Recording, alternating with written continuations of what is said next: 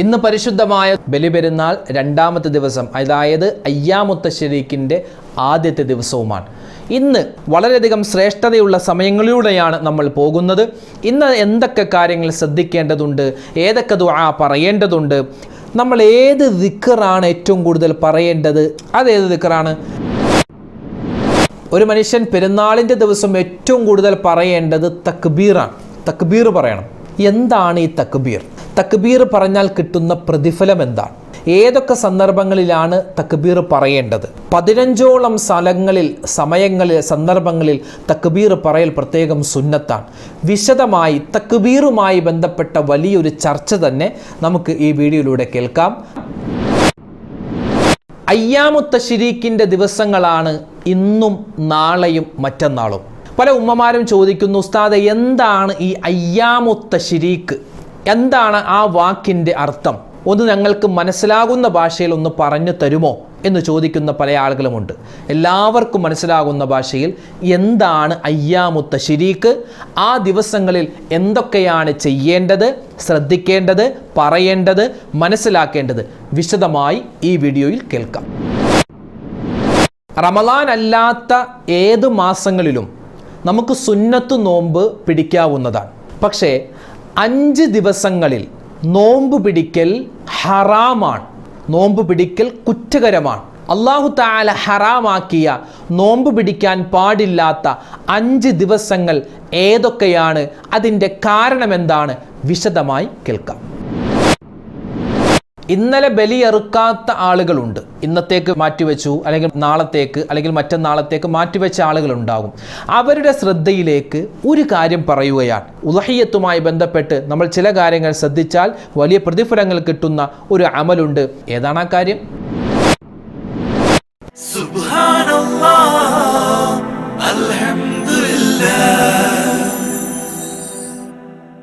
അസ്സലാമു അലൈക്കും വറഹ്മത്തുള്ളാഹി വബറകാതുഹു.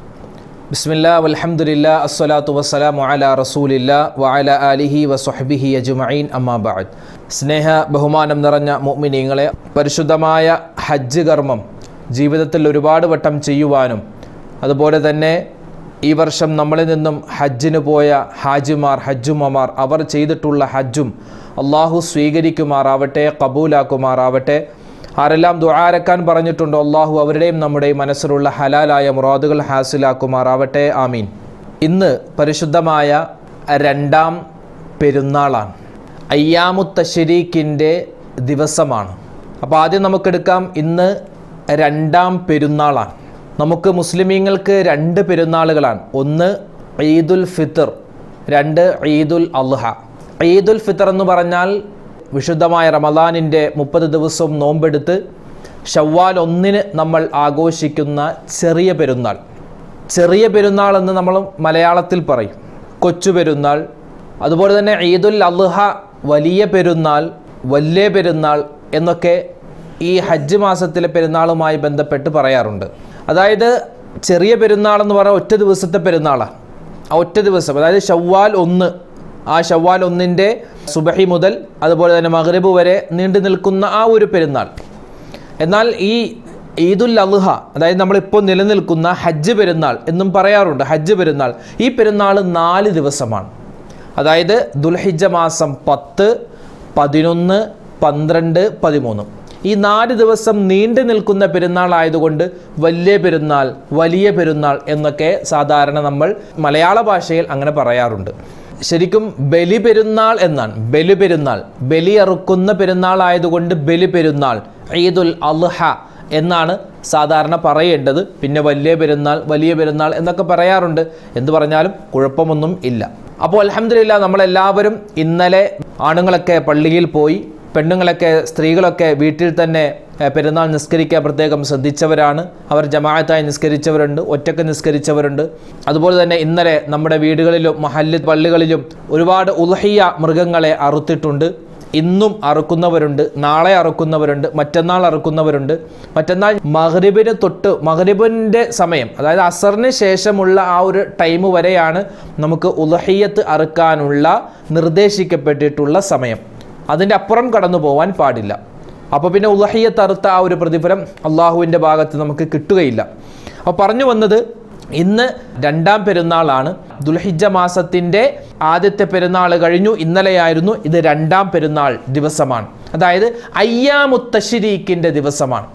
പല ആളുകളും ചോദിക്കാറുണ്ട്, ഉസ്താദ് ഞങ്ങൾ ഒരുപാട് കേട്ടിട്ടുണ്ട് ഈ അയ്യാമുത്ത് തശ്രീക്ക് എന്ന്.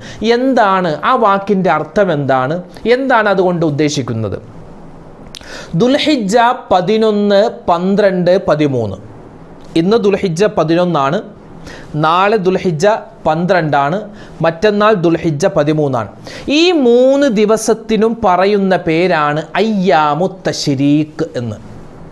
എന്താണ് ഈ തശ്രീക്ക് എന്ന് പറഞ്ഞാൽ? അതിൻ്റെ അർത്ഥം മാംസം, ഇറച്ചി ഉണക്കുന്ന ദിവസങ്ങളെന്നാണ്.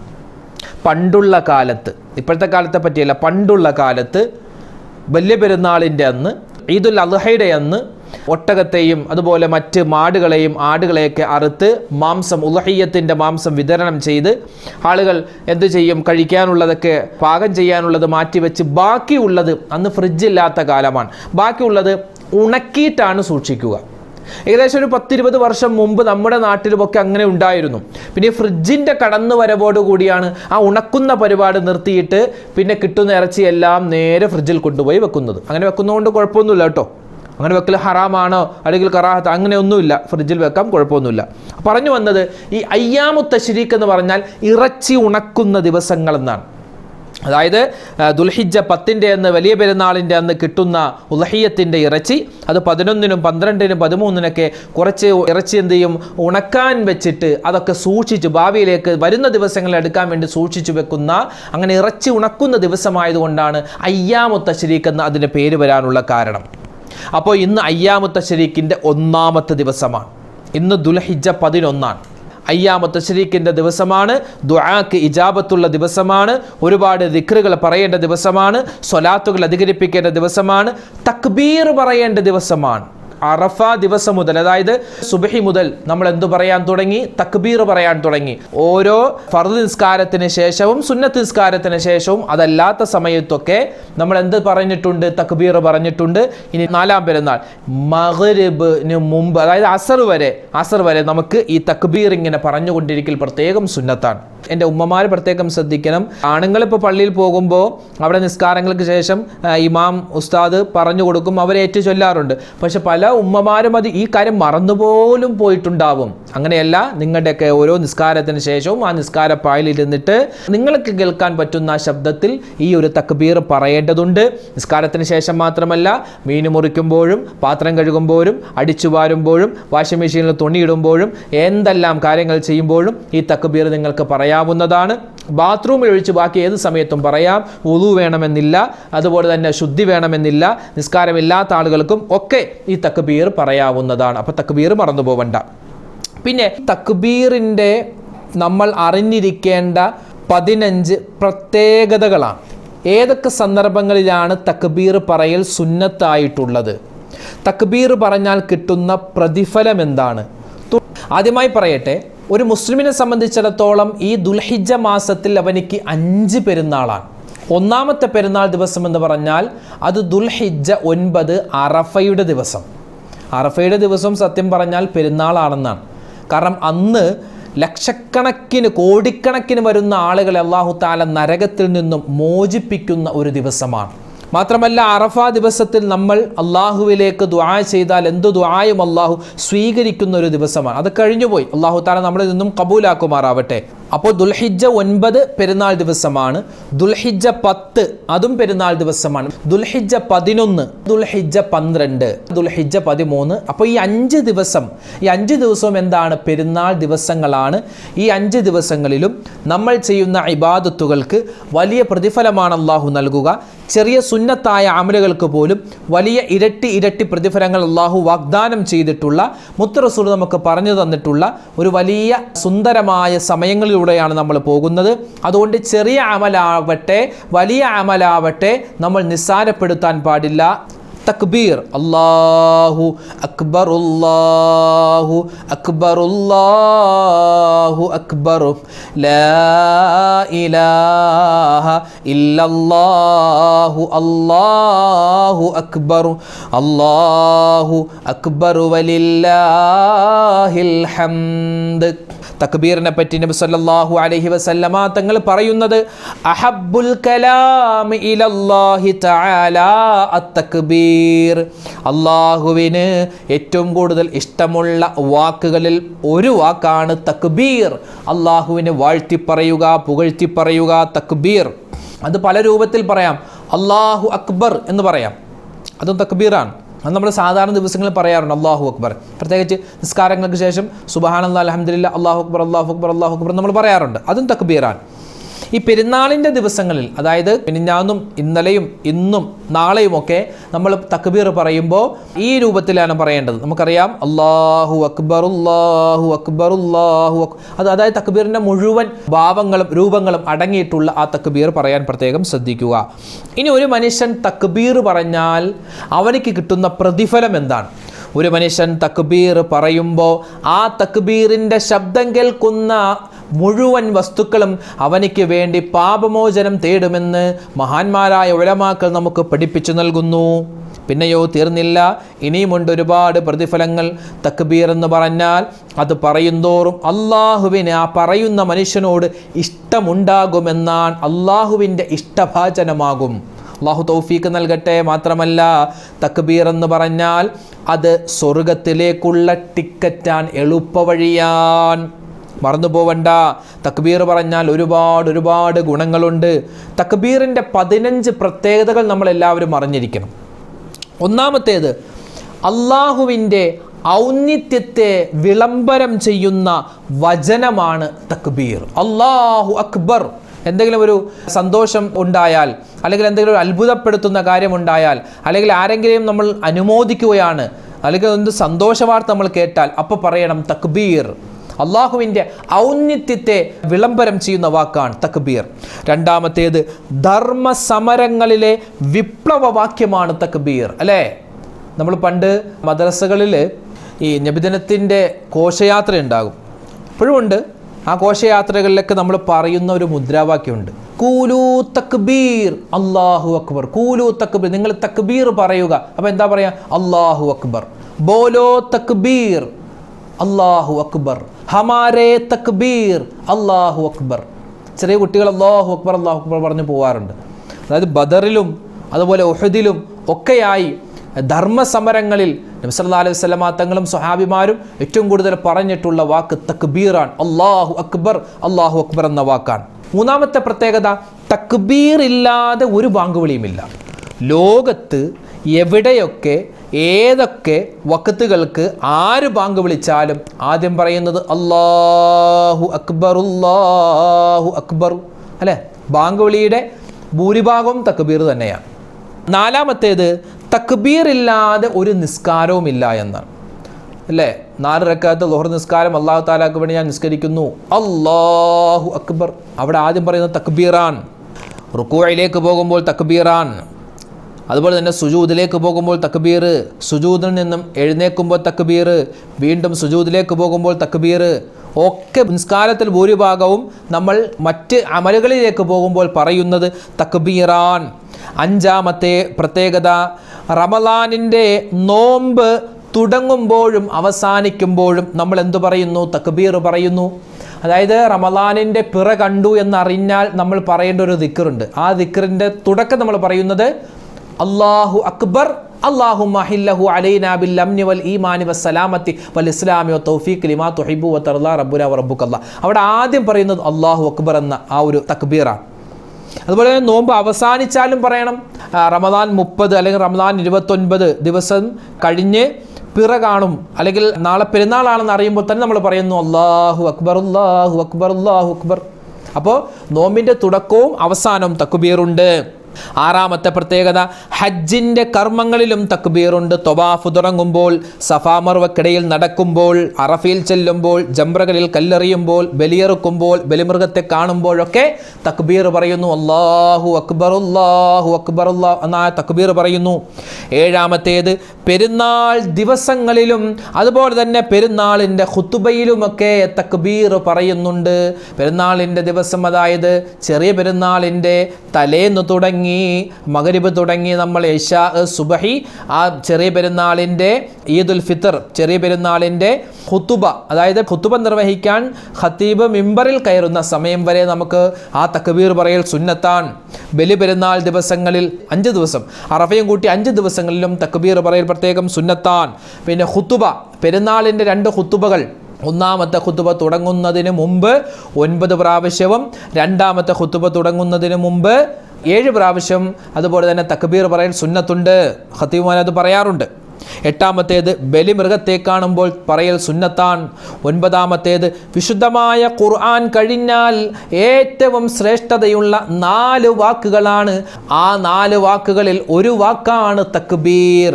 ഖുർആൻ കഴിഞ്ഞാൽ പിന്നെ ഏറ്റവും ശ്രേഷ്ഠമുള്ളത് 4 വാക്കാണ്. ഒന്നാമത്തേത് സുബ്ഹാനല്ലാഹ്, രണ്ടാമത്തേത് അൽഹംദുലില്ലാഹ്, മൂന്നാമത്തേത് അല്ലാഹു അക്ബർ, നാലാമത്തേത് ലാ ഇലാഹ ഇല്ലല്ലാഹ്. അപ്പോൾ ഒന്നാമത്തേത് സുബ്ഹാനല്ലാഹ്, 2 അൽഹംദുലില്ലാഹ്, 3 അല്ലാഹു അക്ബർ, 4 ലാ ഇലാഹ ഇല്ലല്ലാഹ്. ഇതാണ് ഖുർആൻ കഴിഞ്ഞാൽ പിന്നെ ഏറ്റവും ശ്രേഷ്ഠമായ വാക്കുകൾ. ഈ 4 വാക്കുകളിലും ഒരു വാക്ക് തക്ബീറാൻ. 10-ാമത്തേത്, സ്വർഗത്തിലെ അനൗൺസ്മെൻ്റ് ആണ് തക്ബീർ. അതൊക്കെ ഇൻഷാ അല്ലാഹ് നമുക്ക് സ്വർഗത്തിൽ ചെല്ലുമ്പോൾ എന്താണ് സ്വർഗം, അവിടെ എന്താണ് കാണാനുള്ളത്, എന്താണ് ആസ്വദിക്കാനുള്ളത്, അവിടുത്തെ അനൗൺസ്മെൻറ്റ് എന്താണ്, അതൊക്കെ നമുക്ക് അവിടെ ചെല്ലുമ്പോഴേ നമുക്ക് മനസ്സിലാവും. അള്ളാഹു നമ്മളെല്ലാവർക്കും സ്വർഗത്തിൽ കടക്കാനുള്ള തൗഫീക്ക് നൽകി അനുഗ്രഹിക്കുമാറാവട്ടെ. 11-ാമത്തേത്, ഞാൻ വെറും നിസ്സാരനാണ്, എൻ്റെ പടച്ചവനാണ്, എൻ്റെ റബ്ബാണ്, അള്ളാഹുവാണ് ഏറ്റവും ഉന്നതനെന്ന് ഒരു അടിമ സമ്മതിക്കുന്ന ഒരു വാക്ക്, അത് തക്ബീറാൻ. അല്ലാഹു അക്ബർ, അള്ളാഹുവേ ഞങ്ങളൊക്കെ ചെറിയവരാണ്, ഞങ്ങളൊക്കെ ഒന്നുമില്ലാത്തവരാണ്, നീയാണ് വലിയവൻ, നീയാണ് ഉന്നതൻ എന്ന് പറയുന്ന വാക്കാണ് തക്ബീർ. 12-ാമത്തേത്, യാത്ര പുറപ്പെടുമ്പോൾ പറയൽ പ്രത്യേകം സുന്നത്തായ ഒരു വാക്കാണ് തക്ബീർ. വാഹനം ഇങ്ങനെ സഞ്ചരിക്കുമ്പോൾ തക്ബീർ പറയൽ പ്രത്യേകം സുന്നത്താണ്. 13-ാമത്തേത്, ഉറങ്ങാൻ പോകുന്ന സമയം, ഉറങ്ങാൻ കിടക്കുന്ന സമയത്ത് ആ വിരിപ്പിൽ വെച്ച്, ആ കിടക്കയിൽ വെച്ച് പറയൽ പ്രത്യേകം സുന്നത്താണ് തക്ബീർ. 14-ാമത്തേത്, മാസപ്പിറവി കണ്ടു എന്നറിഞ്ഞാൽ തക്ബീർ പറയൽ പ്രത്യേകം സുന്നത്താൻ. 15-ാമത്തേത്, ഒരു സന്തോഷ വാർത്ത കേട്ടാൽ അവിടെയും പറയണം അല്ലാഹു അക്ബർ. ഒരു കുട്ടി ജനിച്ചു, അല്ലാഹു അക്ബർ. പരീക്ഷയ്ക്ക് ജയിച്ചു, അല്ലാഹു അക്ബർ. ജോലി ശരിയായി, അല്ലാഹു അക്ബർ. വീടിൻ്റെ പണിയെല്ലാം കഴിഞ്ഞു, അല്ലാഹു അക്ബർ. എന്ത് സന്തോഷ വാർത്ത കേട്ടാലും അപ്പോൾ പറയണം അല്ലാഹു അക്ബർ. അപ്പോൾ ഈ 15 പ്രത്യേകതകൾ നമ്മൾ മനസ്സിലാക്കുക. അതുപോലെ തന്നെ ഈ തക്ബീർ പറഞ്ഞാൽ കിട്ടുന്ന പ്രതിഫലങ്ങൾ ഏതൊക്കെയാണ് നമ്മൾ പറഞ്ഞു കഴിഞ്ഞു. എന്താണ് തക്ബീർ എന്ന് നമ്മൾ പറഞ്ഞു കഴിഞ്ഞു. അപ്പോൾ അൽഹംദുലില്ലാഹ്, ഇനിയുള്ള ദിവസങ്ങൾ, ഇനിയുള്ള കുറഞ്ഞ മണിക്കൂറുകൾ തക്ബീർ പറയൽ പ്രത്യേകം സുന്നത്താണ്. മാക്സിമം നമ്മളത് ഉപയോഗപ്പെടുത്തുക. 4-ാം പെരുന്നാളിൻ്റെ അസ്ർ നിസ്കാരത്തിന് ശേഷം വരെ, നമുക്ക് മഗ്രിബിനോട് അടുത്ത സമയം വരെ ഈ തക്ബീർ പറഞ്ഞാൽ പ്രത്യേകം ഒരുപാട് ഖൈറുകൾ ഉണ്ടാകും. അപ്പോൾ അതും ആരും മറന്നു പോവണ്ട. ഇനി പറയാനുള്ളത്, വിശുദ്ധമായ ഖുർആനിൽ അല്ലാഹു തആല പറയുന്നു, വദ്കുറുല്ലാഹ ഫീ അയ്യാമിൻ മഅദൂദാത്ത്, എണ്ണപ്പെട്ട ചില ദിവസങ്ങൾ, ആ ദിവസങ്ങളിൽ നിങ്ങൾ എന്ത് ചെയ്യണം, അള്ളാഹുവിനെ ധാരാളമായി സ്മരിക്കണമെന്ന് ഖുർആനിൽ അല്ലാഹ് പറയുന്നുണ്ട്. ഇവിടെ മഹാനായ ഇബ്നു അബ്ബാസ് റളിയല്ലാഹു അൻഹു പറയുന്നു, ഈ എണ്ണപ്പെട്ട ദിവസം എന്ന് അള്ളാഹു ഇവിടെ പറഞ്ഞത്, സൂചിപ്പിച്ചത് അത് അയ്യാമു തശ്രീഖിൻ്റെ ദിവസങ്ങളാണ്. ബലിപെരുന്നാളിൻ്റെ, അതായത് 2-ാം പെരുന്നാൾ, 3-ാം പെരുന്നാൾ, 4-ാം പെരുന്നാൾ, ദുൽഹിജ്ജ 11, 12, 13 ഈ 3 ദിവസങ്ങളാണ് ഫി അയ്യാമിൻ മഅദൂദാത്ത് എന്ന് അല്ലാഹു പറഞ്ഞതിൻ്റെ ഉദ്ദേശം. ഈ 3 ദിവസങ്ങളാണ്. അതുകൊണ്ട് പരമാവധി ഈ 3 ദിവസങ്ങൾ, അതായത് ഇന്നും നാളെയും മറ്റന്നാളും പരമാവധി അള്ളാഹുവിനെ സ്മരിക്കാൻ, അള്ളാഹുവിന് വേണ്ടി ദിക്ർ ചെയ്യാൻ, നബിതങ്ങൾക്ക് വേണ്ടി സ്വലാത്ത് പറയാൻ നമ്മൾ പ്രത്യേകം ശ്രദ്ധിക്കേണ്ടതുണ്ട്. പിന്നെയോ വീണ്ടും പറയുന്നു, നബി സല്ലല്ലാഹു അലൈഹി വസല്ലം തങ്ങളുടെ ഹദീസിൽ കാണാം, ഇന്നഹാ അയ്യാമിൻ അക്ലിൻ വശുർബ്. ഈ അയ്യാമു തശ്രീഖ്, ഇനിയുള്ള ഈ പെരുന്നാൾ ദിവസങ്ങൾ എന്ന് പറഞ്ഞാൽ തീറ്റയുടെയും കുടിയുടെയും അള്ളാഹുവിൻ്റെ ദിക്ർ പറയുന്നതിൻ്റെയും ദിവസങ്ങളാണ്. അള്ളാഹുവിനെ സ്മരിക്കേണ്ട ദിവസങ്ങളാണ്. കുടുംബത്തിൽ വിശാലത ചെയ്യേണ്ട ദിവസങ്ങളാണ്. ഇന്ന് നമ്മൾ പെരുന്നാളിൻ്റെ 2-ാം ദിവസമാണ്, അതായത് 2-ാം പെരുന്നാളാണ്. ഹാജിമാരെ സംബന്ധിച്ചിടത്തോളം അവർക്കിന്ന് 3-ാം പെരുന്നാളാണ്. ഹാജിമാർക്ക് ഇന്ന് 3-ാം പെരുന്നാളാണ്. അവരിങ്ങനെ തക്ബീറുകൾ അധികരിപ്പിക്കുകയും അതുപോലെ തന്നെ ജംറകളിൽ കല്ലെറിയുകയും ചെയ്യുന്ന ദിവസങ്ങളാണ് ഇനിയുള്ള ദിവസങ്ങൾ. ഒരുപാട് പേര് ചോദിക്കുന്ന ഒരു ചോദ്യമാണ്, ഉസ്താദെ എന്താണ് ഈ തൽബിയത്ത് എന്നുള്ളത്? ഹജ്ജിന് പോകുമ്പോൾ, ഉംറക്ക് പോകുമ്പോൾ, പ്രത്യേകിച്ച് ഹജ്ജിൻ്റെ അമലുകളൊക്കെ ചെയ്യുന്ന സമയത്ത് ഹാജിമാർ എല്ലാവരും അവിടെ തൽബിയത്ത് ചൊല്ലണം, തൽബിയത്ത് ചൊല്ലുന്നുണ്ട്, തൽബിയത്ത് അവിടെ ഇന്ന സ്ഥലത്ത് ചൊല്ലണം, ഇന്ന സ്ഥലത്ത് പറയണം എന്നൊക്കെ കേൾക്കുന്നുണ്ട്. എന്താണ് ഈ തൽബിയത്ത്? എന്താണ് അത് പറഞ്ഞാലുള്ള ഗുണം? ഒന്ന് ഉസ്താദ് വിശദീകരിക്കുമോ എന്ന് ചില ആളുകൾ ചോദിച്ചതിൻ്റെ അടിസ്ഥാനത്തിൽ പറയട്ടെ. തൽബിയത്ത് എന്ന് പറഞ്ഞാൽ ഉംറ ചെയ്യുന്ന ആളുകൾ, ഹജ്ജ് ചെയ്യുന്ന ആളുകൾ, ഹാജിമാർ അവരെല്ലാവരും അവരുടെ നാവിൽ നിന്ന് ഏറ്റവും കൂടുതലായി വരുന്ന വാക്ക് ഈ ഒരു തൽബിയത്തായിരിക്കണം. എങ്ങനെയാ തൽബിയത്ത് പറയുന്നത്? ലബ്ബൈക് അല്ലാഹുമ്മ ലബ്ബൈക് ലബ്ബൈക ലാ ശരീക ലക ലബ്ബൈക് ഇന്നൽ ഹംദ വന്നിഅമത ലക വൽ മുൽക്ക് ലാ ശരീക ലക്. ഇതാണ് തൽബിയത്ത്. ഈ തൽബിയത്തിൻ്റെ വചനങ്ങൾ എല്ലാവരും, പ്രത്യേകിച്ച് ഹജ്ജ് ചെയ്യുന്നവർ, ഉംറ ചെയ്യുന്നവർ പറയൽ അതിശക്തമായ സുന്നത്താണ്, വലിയ പ്രതിഫലം കിട്ടുന്നതാണ്. ഹജ്ജിൽ പ്രത്യേകിച്ച് ഒരുപാട് ദിക്റുകളോ ഒരുപാട് തസ്ബീഹുകളോ ഇല്ല. ഉള്ളതിൽ ഏറ്റവും ശ്രേഷ്ഠമുള്ള ഒരു തസ്ബീഹ്, ഒരു ദിക്ർ എന്ത് വേണമെങ്കിലും നമുക്ക് പറയാം, അത് ഈ ഒരു തൽബിയത്താണ്. ലബ്ബൈക് അല്ലാഹുമ്മ ലബ്ബൈക്. എന്താ അതിൻ്റെ അർത്ഥം? ലബ്ബൈക് അല്ലാഹുമ്മ ലബ്ബൈക്, അല്ലാഹുവേ ഈ പരിശുദ്ധമായ ഹജ്ജിനായി നീ വിളിച്ചപ്പോൾ നിന്റെ വിളി കേട്ട് ഞങ്ങളിതാ വന്നിരിക്കുന്നു. ലബ്ബൈക ലാ ശരീക ലക ലബ്ബൈക്, അല്ലാഹുവേ പടച്ചവനെ നീ അല്ലാതെ ഒരു ആരാധനക്കർഹരം ഞങ്ങൾക്കില്ല. ഇന്നൽ ഹംദ വന്നിഅമത ലക വൽ മുൽക്ക് ലാ ശരീക ലക്, അല്ലാഹുവേ മുഴുവൻ അനുഗ്രഹങ്ങളും മുഴുവൻ സ്തുതികളും പടച്ചവനെ നിനക്കാകുന്നു, നിനക്കൊരു പങ്കുകാരുമില്ല എന്നാണ് ആ തൽബിയത്തിന്റെ ഏകദേശ അർത്ഥം. അത് ഹാജിക്ക് മാത്രമല്ല, ഉംറക്ക് പോകുന്ന ആളുകളും ഒക്കെ ഈ തൽബിയത്ത് പറയൽ വളരെയധികം ശ്രേഷ്ഠമാണ്. ഒരുപാട് കൂലി, അള്ളാഹുവിന് ഏറ്റവും ഇഷ്ടമുള്ള വാക്കാണ് ആ ഒരു വാക്ക്. ഇത് മഹാനായ ഇബ്രാഹിം നബി അലൈഹിസ്സലാത്തു വസ്സലാം കഅബയുടെ പണി പൂർത്തീകരിച്ചതിന് ശേഷം അള്ളാഹുവിനോട് ചോദിച്ചു, അള്ളാഹുവെ ഇനി ഞാൻ എന്താണ് ചെയ്യേണ്ടത്? അപ്പോൾ അള്ളാഹു തആല പറഞ്ഞു, ഇബ്രാഹിം നബിയെ നിങ്ങൾ ലോകത്തുള്ള മുഴുവൻ ആളുകളെയും ഹജ്ജിന് വേണ്ടി ക്ഷണിക്കണം. അപ്പോൾ ചോദിച്ചു, പടച്ചവനെ ഞാൻ ഇവിടെ നിന്ന് വിളിച്ചാൽ ആര് വിളി കേൾക്കാനാണ്? അപ്പോൾ പറഞ്ഞു, ഇബ്രാഹിം നബിയെ നിങ്ങൾ വിളിക്കിൻ, അത് കേൾപ്പിക്കേണ്ട ചുമതല എനിക്കാണ്. അങ്ങനെ മുഴുവൻ ആളുകളെയും ഹജ്ജിനായിട്ട് വിളിച്ചു. വിശുദ്ധമായ ഖുർആൻ അതൊക്കെ പ്രതിപാദിക്കുന്നുണ്ട്, ആ ചരിത്രമൊക്കെ. ആ സമയത്ത് ഇബ്രാഹിം അലൈഹിസ്സലാത്തു വസ്സലാമിൻ്റെ ആ വിളിയാളം ലോകത്തുള്ള മുഴുവൻ മനുഷ്യർക്കും അല്ലാഹു തആല കേൾപ്പിച്ചു കൊടുത്തു എന്നാണ്. ആ സമയത്ത് അവരെല്ലാവരും റൂഹുകളായിരിക്കും, ആത്മാക്കളായിരുന്നു നമ്മളെല്ലാവരും. ആ ഒരു സമയത്ത് എല്ലാവരും ഈ വിളി കേട്ടിട്ടുണ്ട് എന്നാണ്. എല്ലാവരും ഈ വിളി കേട്ടിട്ടുണ്ട്. ആ കേട്ട സമയത്ത് ആ അള്ളാഹുവിൻ്റെ വിളിക്ക് ഉത്തരം നൽകിയ ആളുകളാണ് പരിശുദ്ധമായ ഹജ്ജ് ചെയ്യാൻ അവസരം കിട്ടുന്ന ആളുകൾ. അപ്പോൾ ഈ വിളി കേട്ട സമയത്ത് ലോകത്തുള്ള മുഴുവൻ മനുഷ്യർക്കും കേൾപ്പിച്ച സമയത്ത് ആ വിളി കേട്ട് അതിന് മറുപടിയായി ആത്മാക്കൾ പറഞ്ഞതാണ് ഈ ലബ്ബൈക്ക്. അതാണ് ഈ ലബ്ബൈക്കിൻ്റെ ചരിത്രം. ലബ്ബൈക് അല്ലാഹുമ്മ ലബ്ബൈക് ലബ്ബൈക ലാ ശരീക ലക ലബ്ബൈക് ഇന്നൽ ഹംദ വന്നിഅമത ലക വൽ മുൽക്ക് ലാ ശരീക ലക്.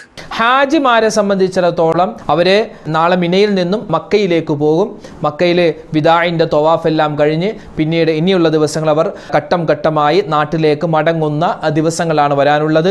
എല്ലാ ഹാജിമാരും ചങ്ക് പൊട്ടി നെഞ്ചു പൊട്ടി കരയുന്ന ദിവസങ്ങളാണ്. കാരണം അവർ അറഫയോട് വിട പറഞ്ഞു, ഇനി മിനയോട് വിട പറയാനിരിക്കുന്നു, അതുപോലെ തന്നെ മക്കയോട് വിട പറയാനിരിക്കുന്നു. അവസാനം ആ ഒരു വിദാഇന്റെ തവാഫുണ്ട്, മക്കയോട് വിട പറഞ്ഞിട്ടുള്ളൊരു തവാഫുണ്ട്. ആ തവാഫിൽ കരയാത്തൊരു ഹാജിമാരും ഉണ്ടാവില്ല എന്നാണ്. അല്ലാഹുവേ ഇത്രയും ദിവസം നിന്റെ അടുക്കൽ ഞങ്ങൾ വന്നിട്ട് റബ്ബേ ഞങ്ങളുടെ പാപങ്ങളൊക്കെ നീ പുറത്തു നൽകി, ഇനി ഞങ്ങളുടെ ഈ കണ്ണുകൾ കൊണ്ട് ഈ പരിശുദ്ധമായ കഅബയും ഈ പരിസര പ്രദേശങ്ങളും ഞങ്ങൾക്ക് കാണാൻ പറ്റുമോ എന്ന് വിതുമ്പി ഇത് അവസാനത്തെ കാഴ്ചയാണോ എന്ന് ചിന്തിച്ചുകൊണ്ട് ഓരോ ഹാജിമാരും ഇങ്ങനെ പൊട്ടിക്കരയുന്ന ദിവസങ്ങളാണ് ഇനി വരാനുള്ളത്.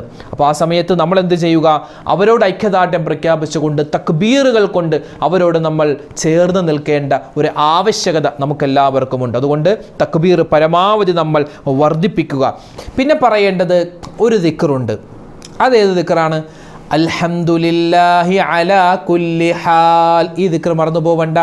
അൽഹംദുലില്ലാഹി അലാ കുല്ലി ഹാൽ, അൽഹംദുലില്ലാഹി അലാ കുല്ലി ഹാൽ, അൽഹംദുലില്ലാഹി അലാ കുല്ലി ഹാൽ. അതായത് അള്ളാഹു നമുക്ക് നൽകിയിട്ടുള്ള ഒരുപാട് അനുഗ്രഹങ്ങളുണ്ടല്ലോ, ആ അനുഗ്രഹങ്ങൾക്ക് എത്ര നന്ദി ചെയ്താലും മതിയാവില്ല, എത്ര ഹംദ് പറഞ്ഞാലും നമുക്ക് മതിയാവില്ല, അതിന് പകരമാവില്ല. അതുകൊണ്ട് പരമാവധി സമയങ്ങളിൽ അൽഹംദുലില്ലാഹി അലാ കുല്ലി ഹാൽ എന്ന ഈ ഒരു ശുക്റിൻ്റെ, നന്ദിയുടെ വാചകം നമ്മൾ ഏറ്റവും കൂടുതൽ പറയേണ്ട ദിവസങ്ങളാണ്. പിന്നെയോ സുബ്ഹാനല്ലാഹി വൽഹംദുലില്ലാഹി വലാ ഇലാഹ ഇല്ലല്ലാഹു വല്ലാഹു അക്ബർ വലാ ഹൗല വലാ ഖുവത ഇല്ലാ ബില്ലാഹിൽ അലിയിൽ അദീം. ഇതറിയാവുന്ന ദിക്റാണ്. ഈ ദിക്ർ നമ്മൾ പറയണം. യാ ഹയ്യു യാ ഖയ്യൂം എന്ന അല്ലാഹുവിൻ്റെ 2 ഇസ്മുകൾ, അതും നമ്മൾ ഏറ്റവും കൂടുതൽ പറയണം. ലാ ഇലാഹ ഇല്ലല്ലാഹു വഹ്ദഹു ലാ ശരീക ലഹു ലഹുൽ മുൽക്കു വലഹുൽ ഹംദു യുഹീ വയുമീതു വഹുവ അലാ കുല്ലി ഷൈഇൻ ഖദീർ. ഈ ഒരു ദിക്ർ നമ്മൾ പറയാൻ പ്രത്യേകം ശ്രദ്ധിക്കണേ. ഇതൊക്കെ ഇനിയുള്ള ദിവസങ്ങൾ, പ്രത്യേകിച്ച് ഇന്നത്തെ ദിവസം, നാളെ മറ്റന്നാളുള്ള ദിവസങ്ങളിൽ ഏത് ദുആയാണ് ഉസ്താദ് ഏറ്റവും കൂടുതൽ പറയേണ്ടത്? 2 ദുആയാണ്. ഒന്നാമത്തേത് റബ്ബനാ ആതിനാ ഫിദ്ദുനിയാ ഹസനതൻ വഫിൽ ആഖിറതി ഹസനതൻ വഖിനാ അദാബന്നാർ. ഈ ദുആ നമുക്ക് എല്ലാവർക്കും അറിയാം. അറിയാത്ത ആരെങ്കിലും ഉണ്ടെങ്കിൽ അത് മനഃപ്പാഠമാക്കണേ. കാരണം മുത്തായ റസൂൽ സല്ലല്ലാഹു അലൈഹി വസല്ലമ തങ്ങൾ ജീവിതത്തിൽ ഒരുപാട് വട്ടം പറഞ്ഞിട്ടുള്ള ദുആയാണ് ഈ ദുആ. റബ്ബനാ ആതിനാ ഫിദ്ദുനിയാ ഹസനതൻ വഫിൽ ആഖിറതി ഹസനതൻ വഖിനാ അദാബന്നാർ. ഇതൊരു ദുആ. രണ്ടാമത്തേത് റബ്ബനാ ആതിനാ ഫിദ്ദുനിയാ വമാ ലഹു ഫിൽ ആഖിറതി മിൻ ഖലാഖ്. വിശുദ്ധമായ ഖുർആനിൽ അല്ലാഹു തആല പറയുന്ന ഒരു ദുആയാണ്, മുഅ്മിനീങ്ങൾ ചെയ്യുന്ന ഒരു ദുആയാണ്. ഒന്നുകൂടി പറയാം. റബ്ബനാ ആതിനാ ഫിദ്ദുനിയാ വമാ ലഹു ഫിൽ ആഖിറതി മിൻ ഖലാഖ്. ഈ ദുആ നമ്മൾ അധികരിപ്പിക്കേണ്ടതുണ്ട്. ഒന്നുകൂടി. റബ്ബനാ ആതിനാ ഫിദ്ദുനിയാ വമാ ലഹു ഫിൽ ആഖിറതി മിൻ ഖലാഖ്. ഈ 2 ദുആകളാണ് ഏറ്റവും കൂടുതൽ അള്ളാഹുവിനോട് ചോദിക്കേണ്ടത്, പറയേണ്ടത്. എന്താ ഇതിൻ്റെ അർത്ഥം? അള്ളാഹുവെ, ദുനിയാവിലും ഞങ്ങൾക്ക് ഖൈർ നൽകണം, ആഖിറത്തിലും ഖൈർ നൽകണം, ഈ ജീവിതത്തിലും അതുപോലെ തന്നെ പരലോകത്തിലും എല്ലാ സമയത്തും ഞങ്ങൾക്ക് എല്ലാവിധ ഖൈറും നന്മയും രക്ഷയും ഗുണവും നീ നൽകണേ അല്ലാ എന്നാണ് ഈ ദുആഇൻ്റെ ഒക്കെ അർത്ഥം. അതുപോലെ തന്നെ ഇനിയുള്ള ദിവസങ്ങളിൽ ഉളഹിയ്യത്തിൻ്റെ കർമ്മങ്ങളിൽ കൂടുതൽ സജ്ജരാവണം. ഇന്നലെ നമ്മൾ അറുത്തിട്ടുണ്ട്, ഇന്നും പല സ്ഥലങ്ങളിലും ഉളഹിയ്യത്ത് അറുക്കുന്നുണ്ട്, നാളെയും അറുക്കുന്നുണ്ട്, മറ്റന്നാളും അറുക്കുന്നുണ്ട്. അപ്പോൾ അതിൻ്റെ കാര്യങ്ങളിലൊക്കെ ഒന്ന് നമ്മൾ ഊർജ്ജസ്വലരാവണം. ഈ ഉളഹിയ്യത്തുമായി ബന്ധപ്പെട്ട് മഹാനായ അലി ഇബ്നു അബീ ത്വാലിബ് തങ്ങൾ പറയുന്നല്ലോ, ഉളഹിയ്യത്ത് മൃഗവുമായി ബന്ധപ്പെട്ടിട്ടുള്ള ചർച്ച. അതുപോലെ തന്നെ ഉളഹിയ്യത്ത് അറുത്താൽ, നമ്മുടെ ഇപ്പോൾ വീട്ടിൽ ഉളഹിയ്യത്ത് അറുത്തു, മൃഗത്തെ അറുത്തു, ഈ ഇറച്ചി ആർക്കൊക്കെ കൊടുക്കണം? നമ്മൾ ലിസ്റ്റ് എടുക്കുന്നു. അപ്പുറത്തെ വീട്ടിൽ കൊടുക്കണം, മാമാടെ വീട്ടിൽ കൊടുക്കണം, കൊച്ചാപ്പാടെ വീട്ടിൽ കൊടുക്കണം, കൊച്ചാപ്പാട അനിയന് കൊടുക്കണം, മൂത്താപ്പാക്ക് കൊടുക്കണം. അങ്ങനെ നമ്മളൊരു ലിസ്റ്റ് എഴുതും. അതുപോലെ ആർക്കൊക്കെ കൊടുക്കണം നമ്മൾ ചർച്ച ചെയ്യും. ആ ചർച്ച ചെയ്യുന്നത്, അതായത് ആ ഉളഹിയ്യത്തുമായി ബന്ധപ്പെട്ട എന്തൊക്കെ സംസാരങ്ങളുണ്ടോ ആ സംസാരങ്ങൾ മുഴുവനും തസ്ബീഹിൻ്റെ ഗണത്തിലാണെന്ന് മഹാനായ അലി ഇബ്നു അബീ ത്വാലിബ് റളിയല്ലാഹു അൻഹു പറയുന്നു. തീർന്നില്ല. ഉളഹിയ്യത്ത്, ആ ഒരു മാംസം, അത് വിതരണം ചെയ്യാൻ വേണ്ടി പല സ്ഥലങ്ങളിലേക്കും പോകുന്ന ആളുകളുണ്ട് അല്ലേ? ബൈക്കിലും സൈക്കിളിലും നടന്നും ഒക്കെയായി ആ ഇറച്ചിയായിട്ട് പോകുമല്ലോ മറ്റുള്ളവർക്ക് കൊടുക്കാൻ വേണ്ടി.